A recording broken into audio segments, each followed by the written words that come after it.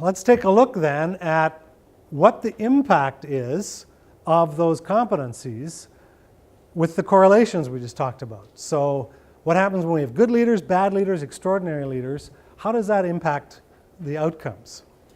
So how many of you are concerned about employee engagement? Just about everybody in the room. That's a very common, very key goal for many organizations. How do we enhance and increase employee engagement?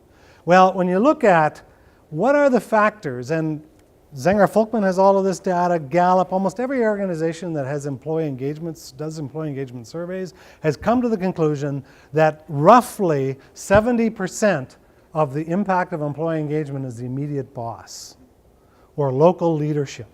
What I'm experiencing day to day on the job from my boss, or it could be my boss's boss, but it's impacting my day-to-day life on the job.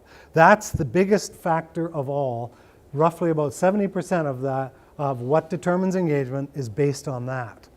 And yet we spend all kinds of time in our surveys with all sorts of other organizational factors, some of which are good, but it's local day-to-day leadership that really makes the difference.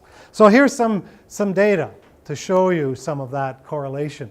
We're asking all of these employees to rate, well, the data comes from direct reports, peers, managers, and a category called other. So all of this data that you're seeing in the 360 data is always usually roughly about 10 people per leader.